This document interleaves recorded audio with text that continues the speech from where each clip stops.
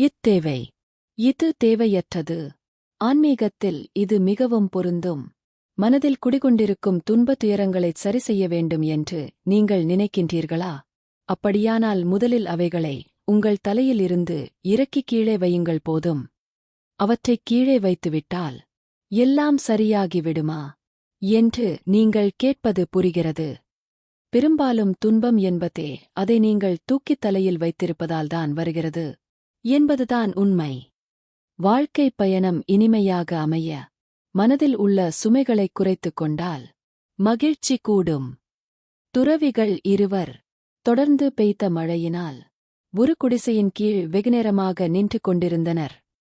மழை நின்றதும் தங்களது இருப்பிடத்தை நோக்கி நகர்ந்து செல்லும் போது வழியில் ஓர் அழகான இளம்பெண் சாலையைக் கடக்க இயலாமல் தவித்துக் கொண்டிருந்தாள்.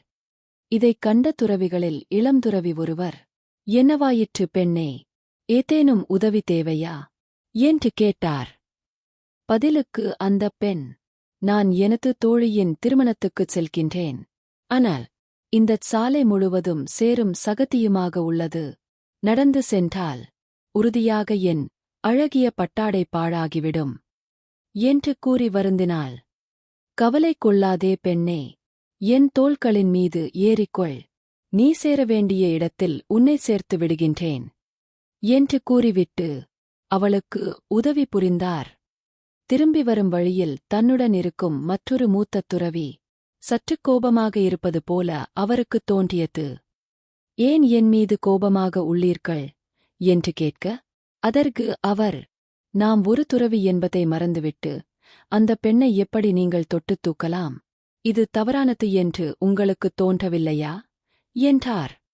அதற்கு உதவி செய்த அந்த இளம் துறவி, "தூக்கிய அந்தப் பெண்ணை அப்போதே நான் இறக்கிவிட்டேன். நீங்கள்தான் அந்நிகழ்வை மனதில் இருந்து இன்னும் இறக்காமல் சுமந்து கொண்டே இருக்கிறீர்கள். இப்படித்தான் நாமும் நமது வாழ்வில் பிறர் ஏற்படுத்திய காயங்களை மனதில் சுமந்து கொண்டு செல்கின்றோம். அன்பை மட்டுமே நேசியுங்கள்" என்று கூறிவிட்டுச் சென்றார். ஆம், அனைத்தையும் தனக்கு என வண்டி வண்டியாய் குப்பையைச் சேர்த்துக் கொண்டு அல்லலுறுகின்றனர். அந்தக் குப்பைகளை தூக்கி எறிந்துவிட்டால் மனம் தெளிவாகும். வாழ்க்கை என்ற பயணம் இனிமையாக அமைய சுமைகளைக் குறைத்துக் கொள்ள வேண்டும். நமக்கு அடுத்த நாளிகைகள் உறுதியாக இல்லை. மனதில் தேவையற்ற அழுக்குகளை சுமக்க வேண்டாமே. இத்தேவை. இது தேவையற்றது என்பதை பகுத்துப் பார்க்கத் தெரிந்துவிட்டால் நம்முடைய வாழ்வும் என்றென்றும் மகிழ்வாக இருக்கும்.